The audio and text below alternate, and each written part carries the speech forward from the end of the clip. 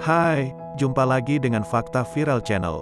Di video kali ini ada keanehan baru tentang tragedi MH370 Malaysia Airlines, yaitu pencarinya diancam akan dibunuh. Nonton videonya sampai selesai, jangan lupa like, subscribe dan nyalakan loncengnya. Warga Australia, Blaine Gibson, yang membantu mencari Malaysia Airlines penerbangan MH370, dia mengatakan diancam akan dibunuh apabila terus mencari pesawat itu. Ini adalah kejanggalan baru dari tragedi penerbangan MH370. Pesawat tersebut menghilang secara misterius setelah lepas landas dari Bandara Kuala Lumpur pada tanggal 8 Maret tahun 2014. Pesawat itu dijadwalkan mendarat di Beijing, China, sesuai rencana. Dari 239 korban, 7 diantaranya adalah warga negara Indonesia.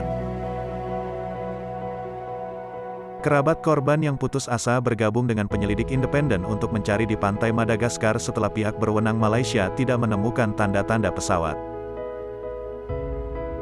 Namun dalam film dokumenter Channel 5 yang terbaru, Gibson mengatakan bahwa dia diancam akan dibunuh dan dikejar oleh sosok bayangan saat dia melanjutkan pencariannya. Dalam pidatonya di MH370, The Vanishing, Gibson mengatakan dia takut seseorang akan mencoba mencegah Malaysia Airlines MH370 ditemukan. Mungkin mereka akan melakukan kekerasan terhadap saya, tapi saya tidak tahu siapa, katanya. Saya mulai mendapatkan ancaman pembunuhan dari orang-orang yang tidak dikenal. Kata-kata seperti, tidak ada pesawat, tidak ada Blaine, dan menyuruh saya menghentikan pencarian saya, paparnya. Seseorang menelepon teman saya dan mengatakan dia tidak akan bisa keluar dari Madagaskar. Saya sedang dilacak dan difoto. Ya, itu sangat mengganggu. Mengerikan, tambahnya. MH370 lepas landas dari Kuala Lumpur tepat setelah tengah malam pada tanggal 8 Maret tahun 2014 dengan 227 penumpang dari 14 negara yang berbeda, serta 12 anggota awak di dalamnya. Kapten Zahari Ahmad Shah, seorang pilot berusia 53 tahun dengan pengalaman 30 tahun, sebelum duduk bersama kopilot Farik Abdul Hamid 27 tahun, dalam penerbangan pelatihan terakhirnya dengan Boeing 777, melakukan pemeriksaan dan dokumentasi rutin. Setahun setelah pesawat hilang, ketika keluarga dan teman korban berkumpul di Kuala Lumpur, Beijing, dan Paris, masih belum ada tanda-tanda puing-puing dari pesawat. Namun pada Juli tahun 2015, bagian dari sayap Boeing 777 ditemukan di Pulau Reunion, sebuah wilayah milik Prancis 1000 km timur Madagaskar. Ingin membantu keluarga menemukan jejak pesawat, Blaine Gibson memutuskan untuk mencari lebih banyak reruntuhan.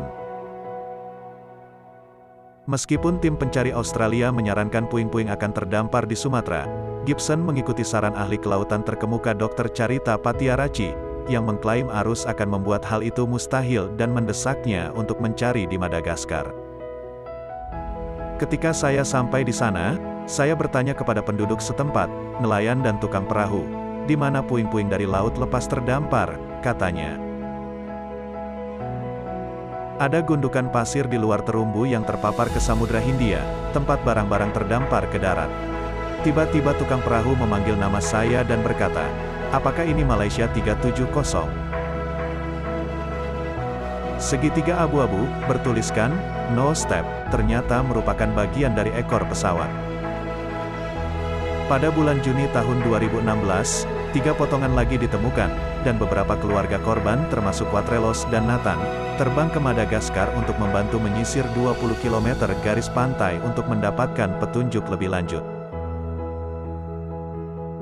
Pemerintah Malaysia akhirnya setuju untuk membiarkan perusahaan pencarian swasta, Ocean Infinity, meluncurkan pencarian baru di Samudra Hindia Selatan dengan tidak menemukan apa-apa pada tahun 2018. Menggunakan penyelidikan berteknologi tinggi, tanpa pengemudi, perusahaan mencari 12 km persegi per hari hingga kedalaman 6.000 meter tetapi dibatalkan setelah tidak menemukan apapun selama 138 hari.